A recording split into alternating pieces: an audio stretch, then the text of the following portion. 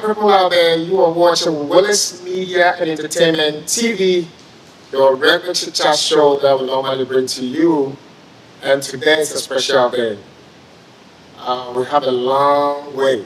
We did a lot today. We have some book launching, and then some lunch, and then some food, and all that.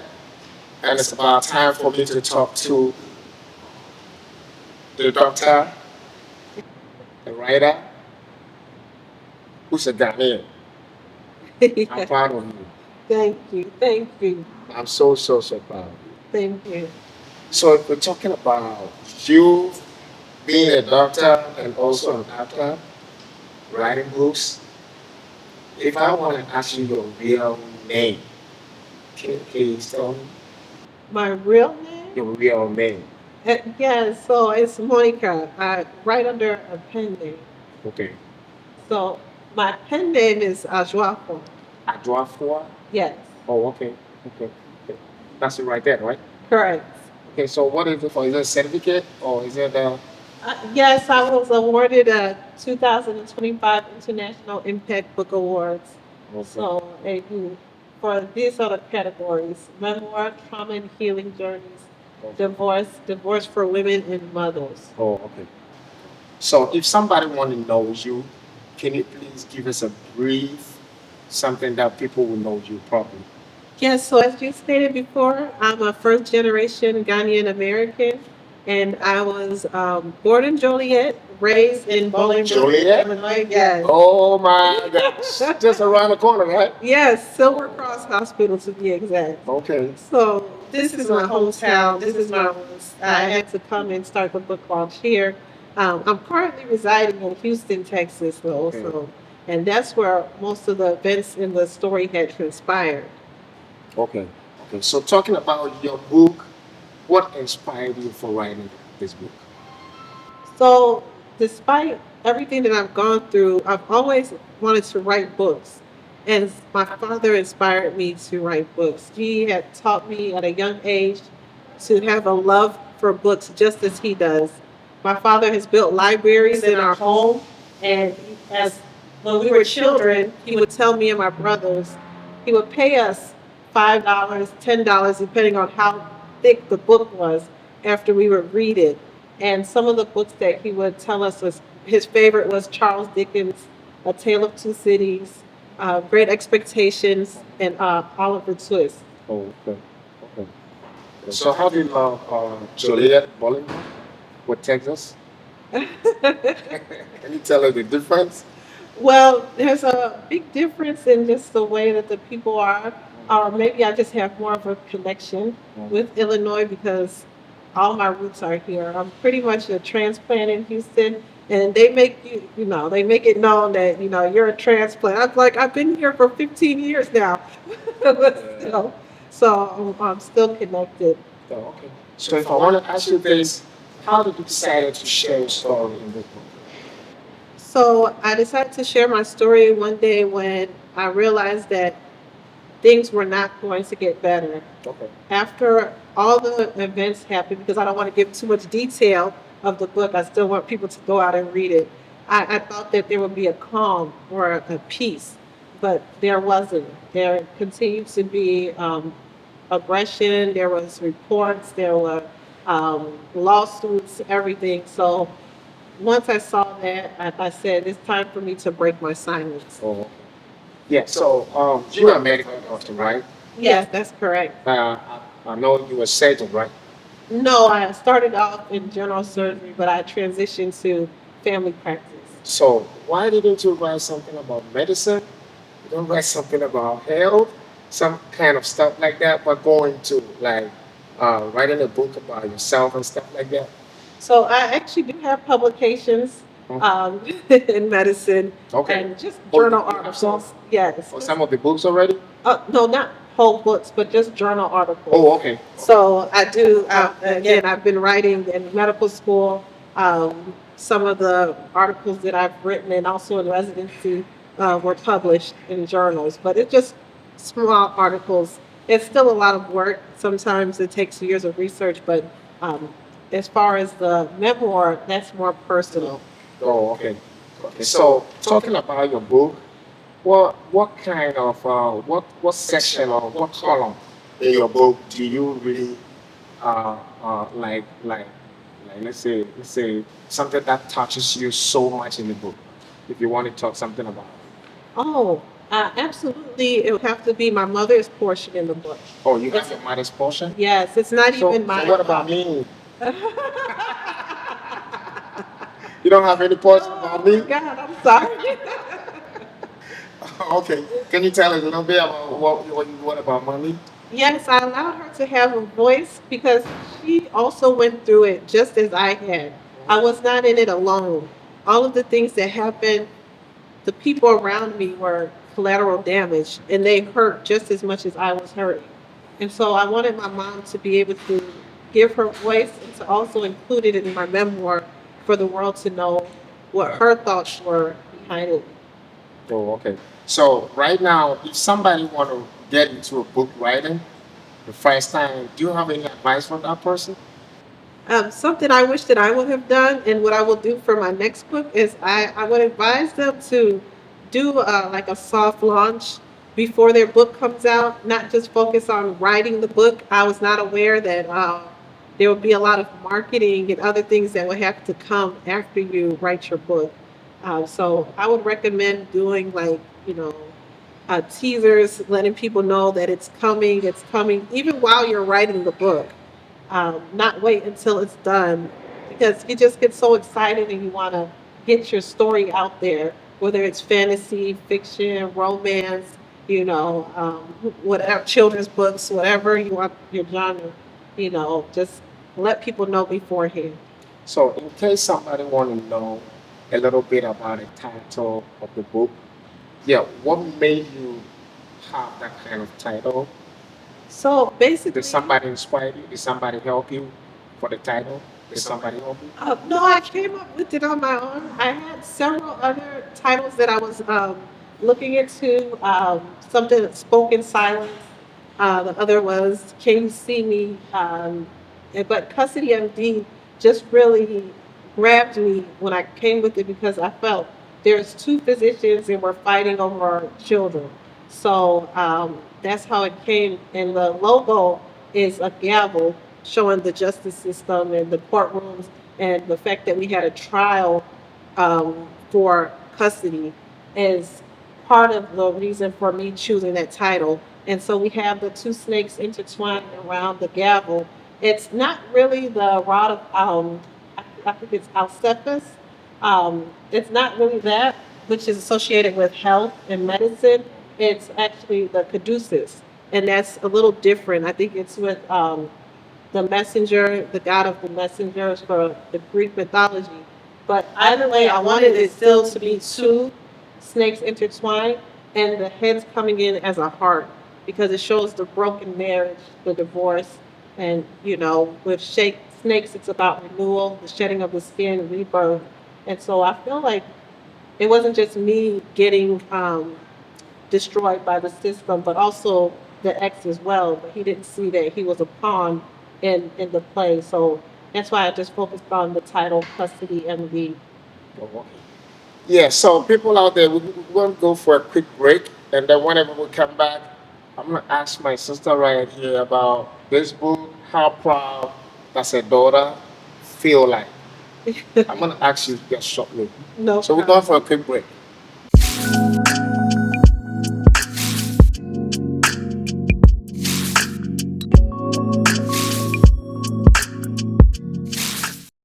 Hello, people out there. You are watching Willis Media and Entertainment TV. You are welcome back. So we were talking about your daughter. Yes. All this story that is going on is about something like your daughter, your ex, and stuff like that. How does your daughter feel? So Is she so proud? uh, yes, it's actually, well, I have 5 children. Okay. So, but not all of them were You have involved. 5 children? Yeah. Good job, man. Good job, man. Thank I thought you got 2. Oh, fine. Wow. Wow. But not all of them were involved in the case. Okay. Only some of them. But Oh, my daughter, when I told her that I'm writing a book, she says she wants to be an author one oh, day. wow. And she even started writing a book, a children's book. So I'm so excited. And that lets me know that they are proud of me. And I just told them, when they're older, they can read it. But for now, it's a little too adult, and I think it's too soon for them to read it. Okay. But I still wanted to get the story out there so they know that it exists and they are aware of it. Oh, okay. And hopefully one day they'll read it. Okay. So, So, in case if somebody, you see this book so beautiful, in case somebody that's watching it, I haven't opened it, I haven't read it, but I want to know a little bit about it. Can you just give us some point in it that somebody can just have a little bit clue about it? well, when you go onto Amazon, you can actually access the beginning of the book, and it's the moment they took her.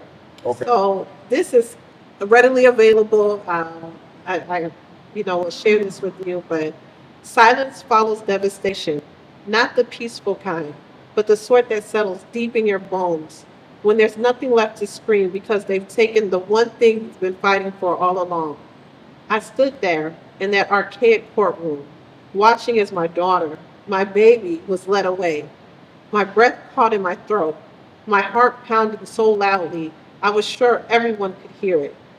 But I couldn't move, couldn't run to her, couldn't scream like every cell in my body urged me to. The system had rendered its verdict, and my voice meant nothing in that room. I'll end it there, but so, Wow. Wow, that's cool. So, people out there, you know what? We got one or two people around us that I wanted us to, you know, they are right here with us right now. All that we're doing right now, they could feel it, they could hear it. So, I would like to talk to one or two people about any questions that anybody has that want to share it to our sister, and then our sister will maybe talk about it. But before then, I want to ask my sister that coming out with your own story. What is the biggest fear of it? obvious is retaliation, um, but that was always a concern whenever you're writing about something that you went through in the past.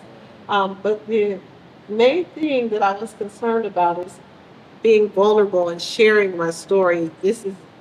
Some things are very embarrassing, that I went through.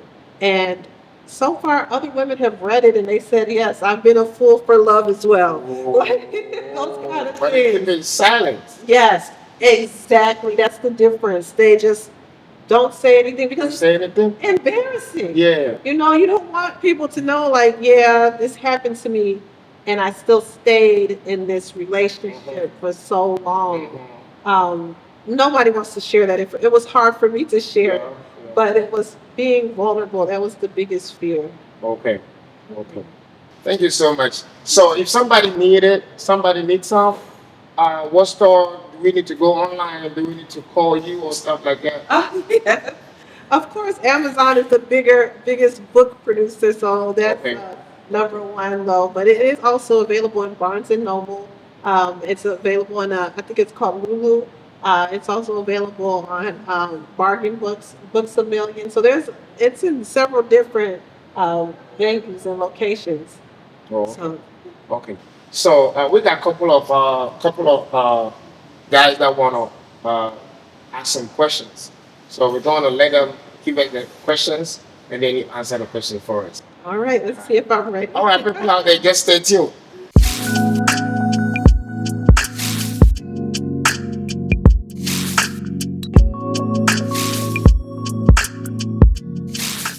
Good afternoon, doctor. Oh, thank you. So my name is O.T. Alaba. I'm an attorney. I've practiced in this area of law for nearly 2 decades now, Wow. and I represent about 27 doctors in Chicagoland area. In this area, I know what they are going through and what they have gone through. During the time of this litigation, which took some years, did you feel that the judicial system somehow treats doctors differently? Absolutely. I was very shocked. It isn't it isn't respect at all. It's more so a money grab. So they say, "Oh, we have a doctor. and they don't know what my income is. They don't know what my background is. All they see is doctor. And so I guess the eyes became big and they just want to grab. So I felt there was no care for the children and their outcome and their well-being and what was the best interest for them. It was more like, how can we destroy this so these two doctors can continue fighting each other and they can rack up the money and spend. So um, I felt like the judicial system was just took advantage basically in that aspect. Now, what do you think about the billable hours or a fixed amount as to the cost of litigation?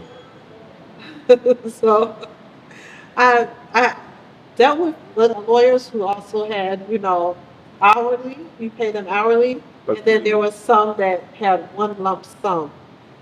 It's very difficult when you're dealing with a lawyer who's requiring one lump sum because you're not sure about how much work they actually put into it or how much they've put to someone else to do like a paralegal.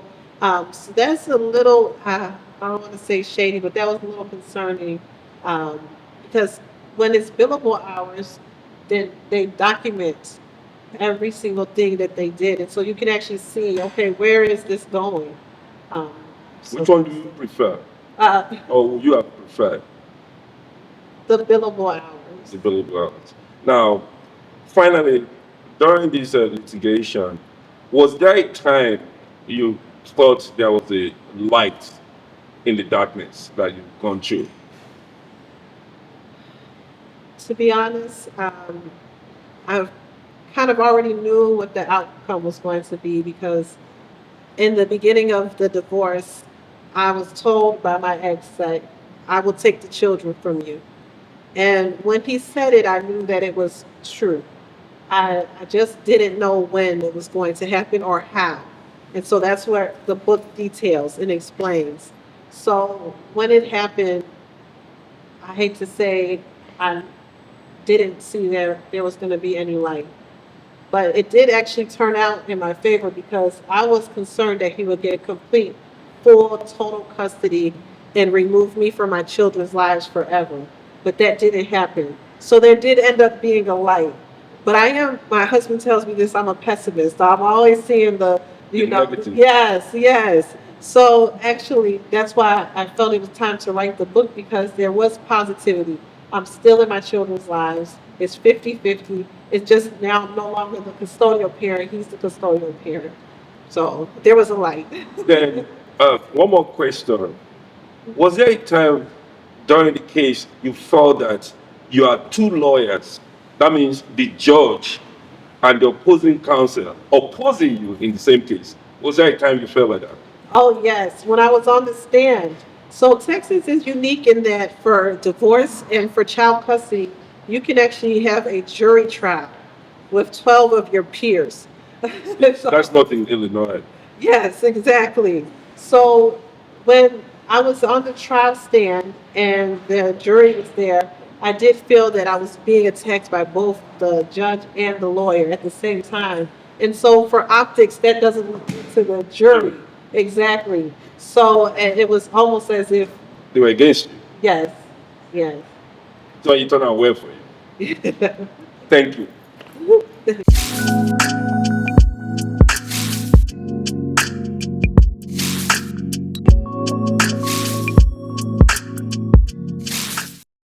Hi, my name is Crystal Burns. How are you today? I'm doing okay. Well, I have a really important question. How were you able to write the book with such a busy schedule? No, that is a very important question because it took some years. So when I put pen to paper, when a book comes out, people just think like, oh, it took 6 months, or I mean, some people 3 months, but it took several years. It was not, mainly because of my schedule, I feel, I work nights, sometimes I work 24-hour shifts. So trying to find the time in between there, and I also get sleep and also deal with being a mother. Yes, Yes. you know.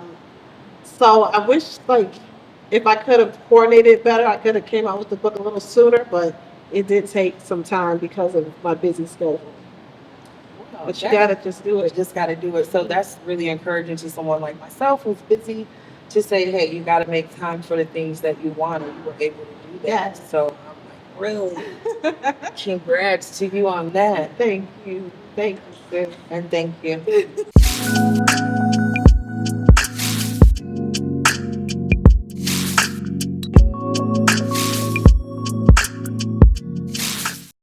Hi, I'm Casey Taylor. I am a realtor with Taylor Dixon Group of Compass in Chicago. So, thank you so much for having me. I do have a question for you.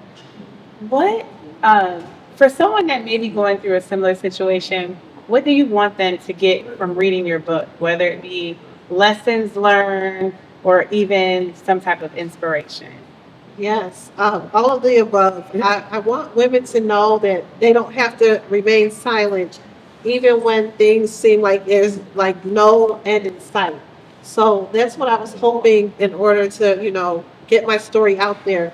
Is a lot of women have already come up to me and told me this has happened to me. And it's really shocking to hear that because for women to not be the custodial parent is rare. But I've heard so many other women, and it's only after my book came out. And I bring that up because some of the women I've been working with for years, we're working in the same office, the same clinic, the same ER, the same urgent cares. And they come to me years after, only after I brought my book out, and they shared this with me. And I felt so bad because I'm like, when you were going through it, we could have been talking about it. We could have been commiserating together. So that's what I'm just hoping that now women know that you can speak about it. Yes, it may feel embarrassing or shameful, but you're not alone. But you don't know that if you remain silent. That's true and very beautiful. And I've had the pleasure of meeting you prior to you releasing your book. And like you just said, you never know what people are going through. Essentially, so how, in the midst of going through all this, how do you keep this beautiful smile and warm spirit? Because I'm sure that will help also someone going through Oh my something goodness, you're similar. gonna make me cry. But I feel that spirituality, for me, it's God. My father's a deacon. I was raised in the Catholic Church, so I just feel that God puts us through certain things for a reason. And when we're going through it, we're asking like, why is this happening? But there's a purpose for everything. So I know that there's a purpose, even when you're in your darkest days. And God has provided that purpose. And just the family, they try to keep me smiling throughout it all. And my husband, I even wrote about it in the book how he would try to make me laugh still, even when things seemed like it was like just the end. And because of that support, I knew that I could continue to keep smiling. Well, thank you so much. You are a light in everyone's life. Thank you so much.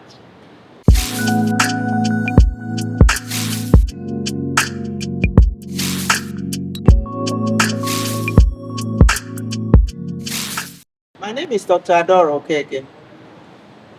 Nice. Nice to meet you. How are you doing today?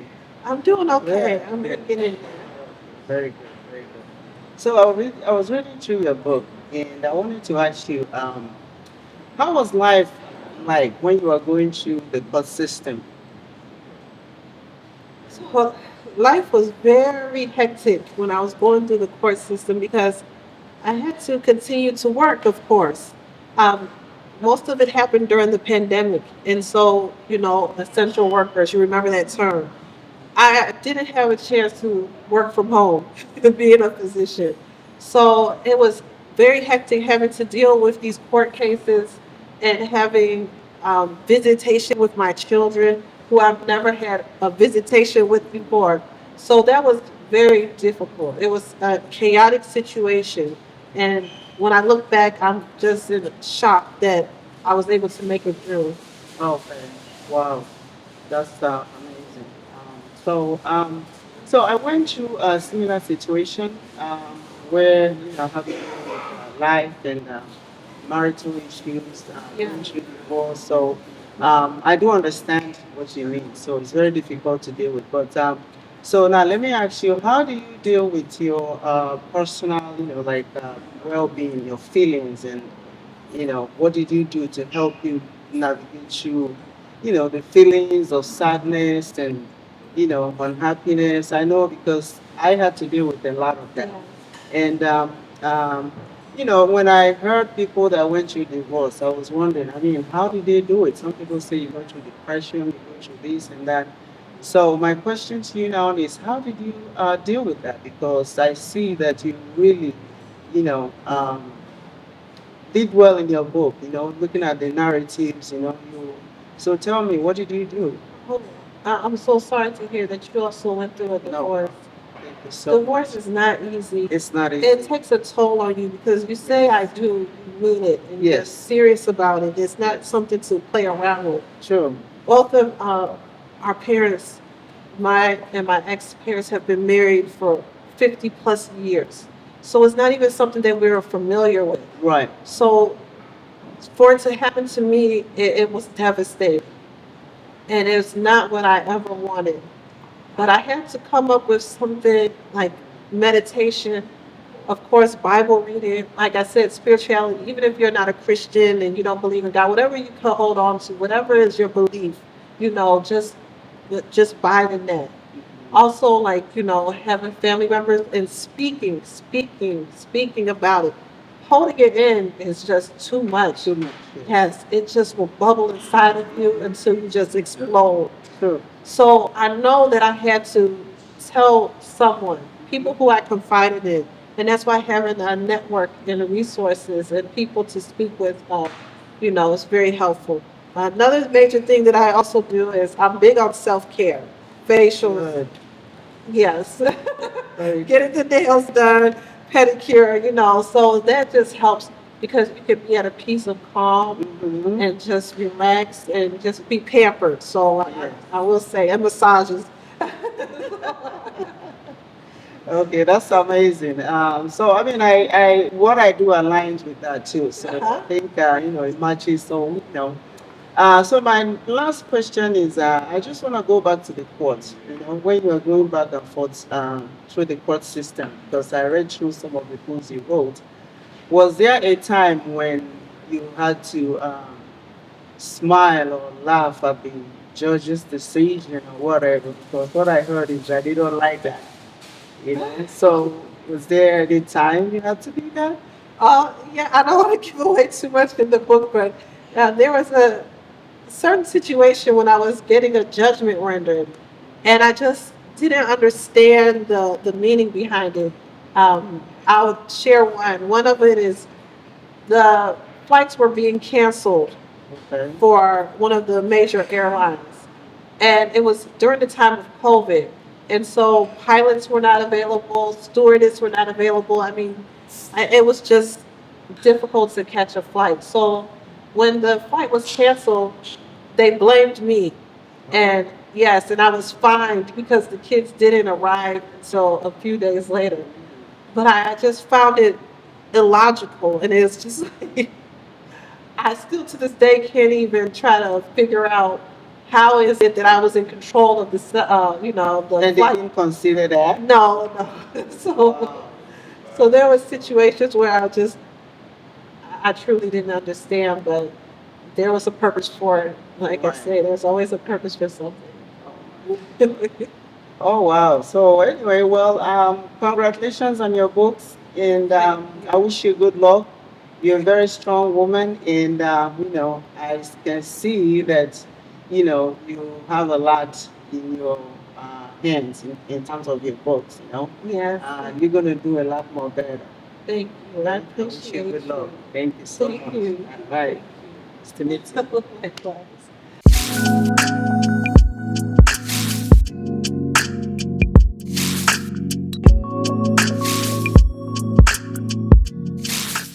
My name is Natasha Hill. I actually watched Monica grow up. I knew her at the age of 13. Yes. And my question to you is that, you know, from even childhood, you've been through a lot, through the passing of your brother.